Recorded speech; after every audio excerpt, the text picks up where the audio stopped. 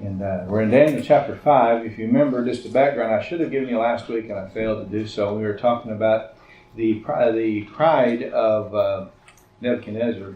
It started back in chapter 2, if you remember, when Daniel revealed to Nebuchadnezzar the four nations that were going to arise, with him, the first one being that of gold, and that he was the head of gold. And that started his thinking about how great he was, and that's why in chapter 3, when Glenn preached on it, when he talks about building that great statue made out of gold that was 90 feet tall, that's what started it. And so it continued into chapter 4, which we saw last week, when he's talking about how great he was and not recognized God, and then how God had to humble him. That's important to keep all that in mind, because that, if you don't realize that, you will not get the message that Daniel's trying to present in chapter 5. So let's think about that when you do that, the removal. And remember then at the end of 4, then Nebuchadnezzar, he starts the chapter and he ends the chapter revealing who the true God is in humility, and he raises up and brings down, which is quite something when you think about according to God's deal, that he was the head of gold and his kingdom would be the most majestic of the kingdom that was said.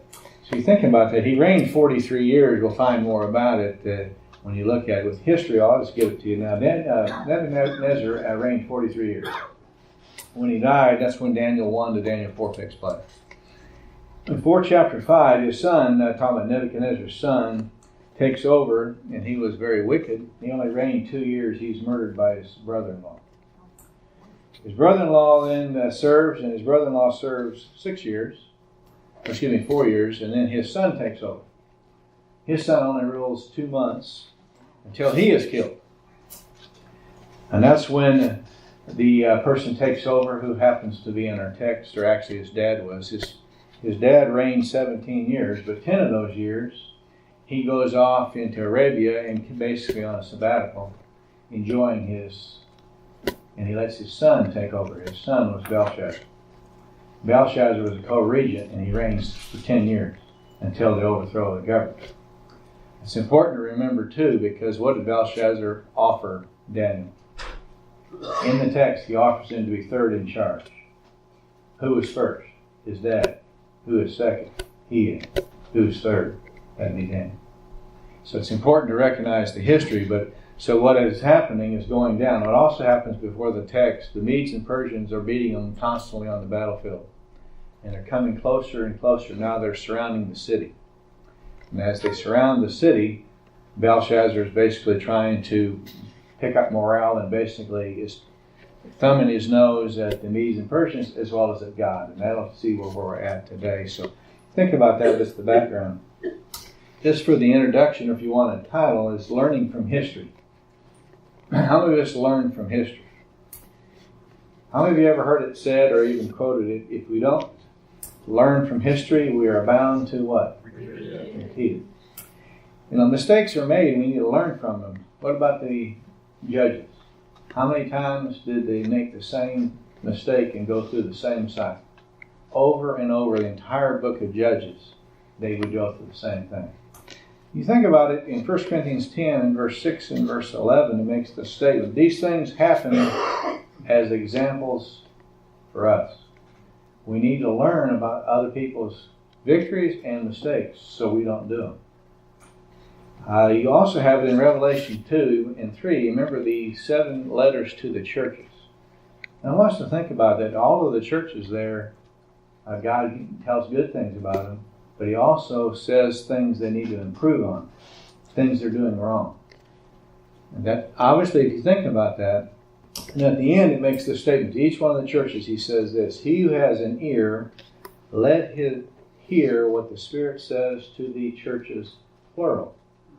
So if that's the case, every church, including Dalton Hill, has issues they need to work on. It also says every human being has issues they need to work on. So when we look at this text today, think about that. What is it that God's trying to tell me? Am I listening, or could I be like Belshazzar and I didn't listen and consequences are going to come? Nebuchadnezzar, if you remember in chapter 4, God waited how long? How long was it before God brought the punishment? 1 year, 12 months. We don't know how long we have before God says, okay, I've given you time to change. You don't, things happen. Let's think about it then. Learning from history, and think about it, you have the weighed and found wanting, and what that's referring to is later in the text when they talk about with a scale, and when they would put something in it, and then you'd have to offset it till it was equal, so you would get whatever you paid for. So notice then what you have in the first part is the revelry of the king, and this is in verse 1 to verse 4. And he has a contempt for men in verse 1. Belshazzar the king held a great feast for 1,000 of his nobles, and he was drinking wine in the presence of 1,000. You think about it, he has his wives and his concubines. The visiting army is right outside his walls. The Medes and Persians. Why are you throwing a party for 1,000 people when they're right outside? And the reason for it is he believes that his gods were protecting him, his gods were greater than theirs. There is also, according to the reports, there was enough food for the city for 20 years inside the walls. You can't penetrate these walls. I'm safe. There's no need to worry about you. But notice how he goes even further. He has contempt for the true God. When Belshazzar tasted the wine, he gave orders to bring the gold and silver vessels which Nebuchadnezzar his father had taken out of the temple which was in Jerusalem, in order that the king and his nobles, his wives, and his concubines might drink from them. And then they brought gold vessels that had been taken out of the temple into the house of God which was in Jerusalem, and the king and his nobles, his wives, and his concubines drank from them. They drank wine and praised the gods of the gold and silver, bronze, iron, wood, and stone. So when he obviously brings these out, what's he saying to the God of Israel? We're superior to you. Our gods are greater. Our gods are greater than the Medes and Persians. We can celebrate in here, and our gods are greater. Look, we have the possessions of the temple. We're greater than you. Did his grandfather not do the same thing? And so I think it's important for us to recognize that if his grandfather had reigned 43 years, he would have been alive during the time when his grandfather then had to, or didn't have to, chose after 7 years. If you remember, to keep it private, they had him within the great court. They had him in a fenced area. Remember, it talks about the ring. So the family would know what's going on with Nebuchadnezzar. The outside world would not. As a grandson, he would have seen his grandfather out there wandering around like an animal eating grass. So let's think about that. Keep that, because it's important to recognize in this story. Okay, so notice the next part that you have, the revelation to the king. Suddenly the finger of man emerged and began writing opposite the lampstand on the plaster of the wall. In the king's palace, and the king saw the back of the hand that did the writing. Then the king grew pale. His thoughts alarmed him. His hip joints went slack, and his knees began knocking together. A little nervous, wasn't he? That's pretty nervous. Basically, you're collapsing to the floor. Obviously, you're seeing a hand out there writing on the wall, and it's not something you're going to normally see. So you think about it, there are writings there. So notice the next part, the reward. The king called aloud and bring in the conjurers, the Chaldeans, and diviners. The king spoke and said to the wise men, any man that can read this inscription and explain its interpretation to me will be clothed in purple, have a necklace of gold around his neck, and have authority as the third ruler in the kingdom. Isn't this the exact same thing his grandfather did earlier? Notice he calls them in. It's interesting, 3 things you're offered. To be clothed in purple, very similar to what happened to Mordecai, you're going to find later. Obviously that of great public recognition. You're going through and you're dressed in royal purple, then it's going to say something to anybody who sees you. The given the necklace of gold, a talking about wealth, and then great power. How many people are searching for those things or try to get those today? Recognition, wealth, or power. It's amazing. He's offering all those. Obviously, it shows how nervous that he is. How many of you are all of a sudden going to offer to be third in charge of the whole empire if they'll interpret this? So this is what's being offered. And you think about it. You have the restrictions of the wise men. Notice in verse 8 and 9 that all the king's wise men came in, but they could not read the inscription or make known its interpretation to the king. Then King Belshazzar was greatly alarmed. His face grew even paler, and his nobles were perplexed. He was already pretty shook up, and now it's really getting bad. Now what's he going to do? Nobody can interpret for him.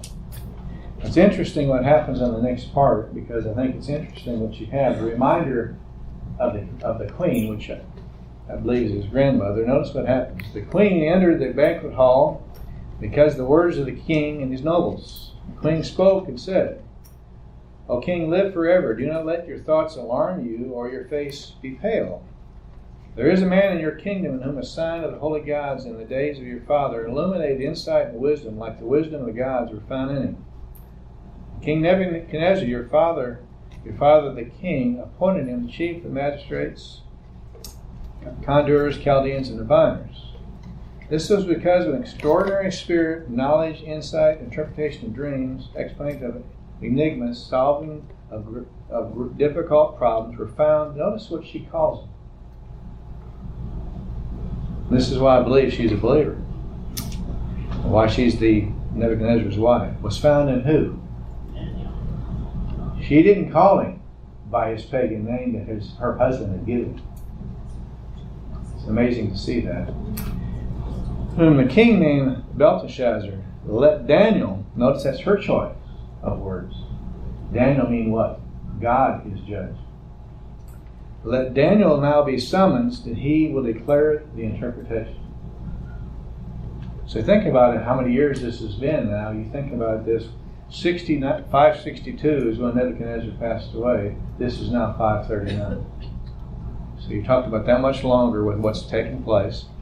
So you have quite a period of time. You ever wonder what happened with Daniel? Because obviously he is now out of favor with the rulership. Very similar to what happened with Solomon when he passed away, and his son then didn't want to take the advice of the leaders of his day, and got others, and obviously we have a split in the kingdom because of it. So often people don't want to listen, they come up with new people. But I want you to think about it. If you are Daniel, how many of you would want to serve now? If you've been kind of tossed off to the side, now all of a sudden they need you. How many of you ever had that happen? You know, when they need you, they call you, and then what do? They kick you to the curb. So then when they need you again, how many of us are willing just to serve again?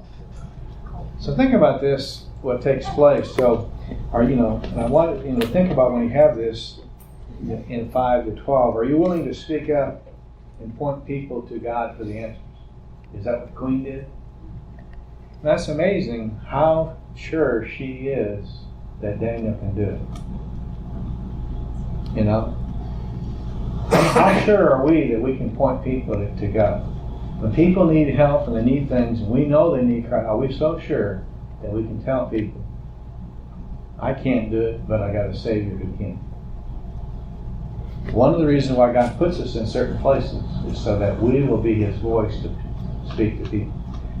The queen does. And so notice the next part that you have when Daniel comes in. It's interesting. The request of the king then in 13 down to 16.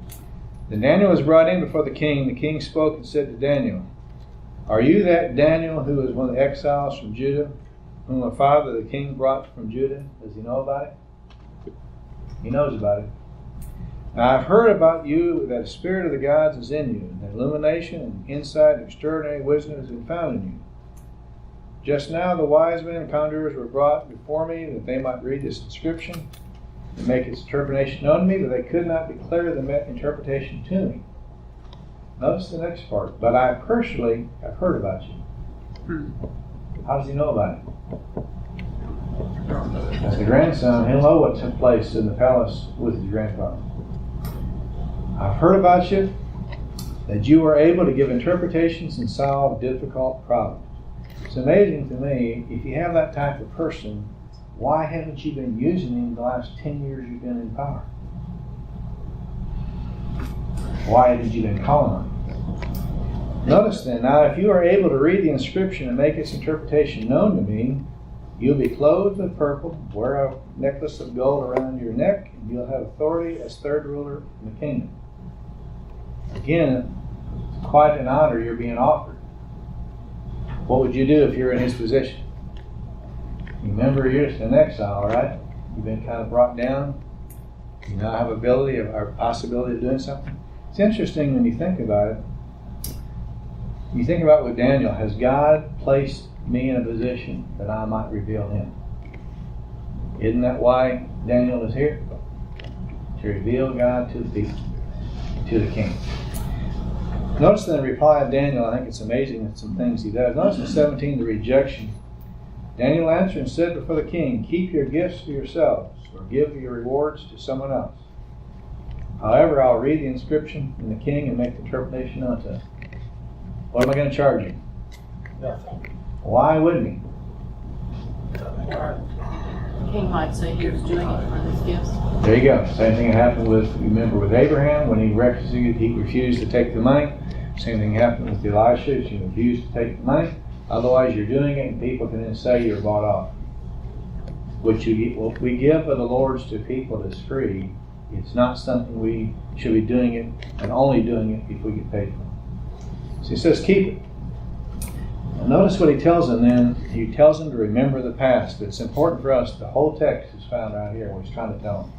Notice in 18, O King, the Most High God granted to sovereignty, granted grandeur, glory, and majesty to Nebuchadnezzar your father. Notice 19, because of the grandeur which he bestowed on him, and all the people, nations, members of every language feared and trembled before him. Whomever he wished, he killed. Whomever he wished, he spared and lied. Whomever he wished, he elevated. Whomever he wished, he humbled. But when his heart was lifted and his spirit became so proud that he behaved arrogantly, he was deposed from his royal throne, and his glory was taken away from him. He was also driven away from mankind. His heart was made like the beasts, dwelling place with the wild donkeys. He was given grass to eat like cattle. His body was drenched with dew of heavens. Until he, Nebuchadnezzar, recognized that the Most High God is the ruler of all around of mankind. He sets over him whomever he wishes. Now notice 22. Yet you, his son Belshazzar, have not humbled your heart, even though you knew all this. Again, how many of us need to learn lessons from our history? We have seen it happen too. How many of us are doing the exact same thing? Family history, family difficulty, church, whatever it might be. Do we have a proud nation? How many times in our nation do we think that we've done it all, we're the most powerful, and it's because of us? It's because of God's grace. We've got to recognize it. We can be taken down at any time. And as soon as Nebuchadnezzar didn't think he could be, his son doesn't think he can be. The same thing's true for our country. Notice then what happens in 23 then. Belshazzar knew all this, but he did not humble himself like his grandfather had done. And he should have recognized it done. What happened, his dad, remember Belshazzar, I told you, his dad, when he became power in the first 7 years that he was in power, talking about his dad, he rebuilt all the temples and brought the god, the moon god, and all that back to worship. The reason it had gone in disarray with the temples and stuff is because Nebuchadnezzar did what? He let it go. Again, he brought it all back. So his grandson had a choice to follow what his dad was doing or to go back to what his grandfather did. He knew it all. He chose to follow his dad. Notice in 23, but you have exalted yourself against the Lord of heavens.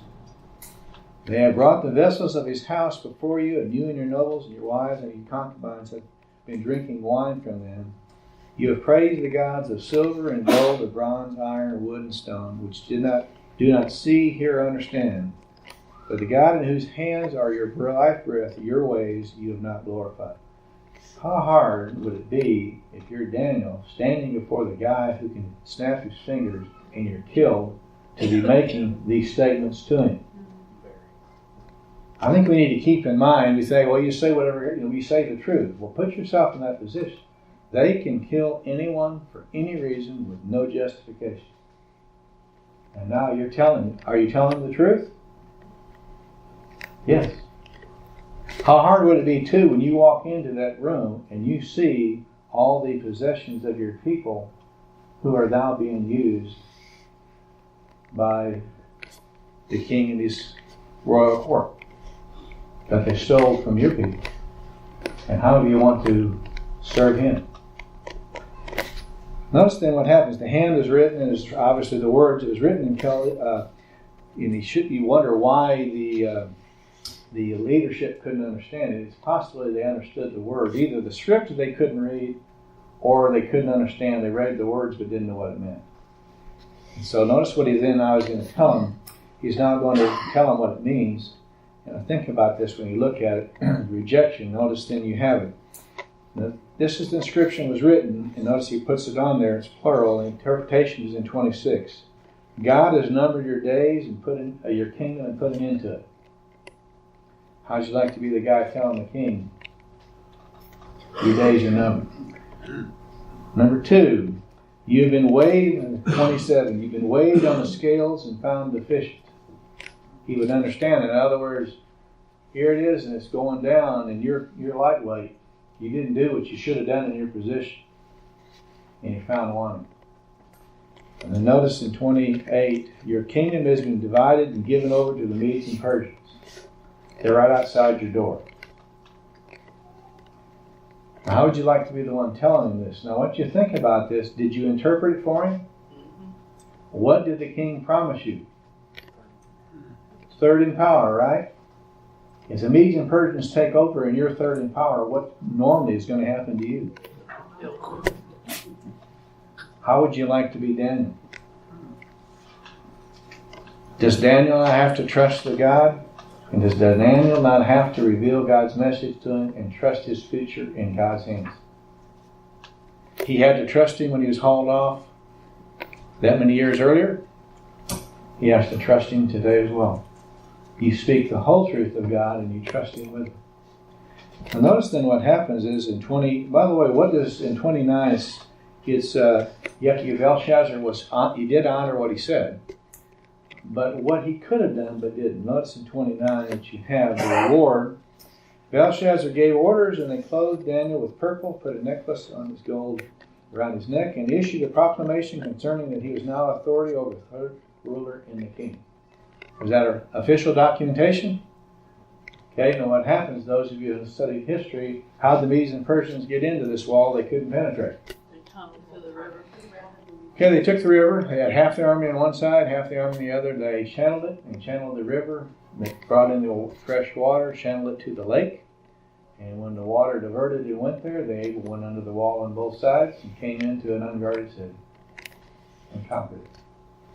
You notice then, so you think about it, they had a plan and they were working on it.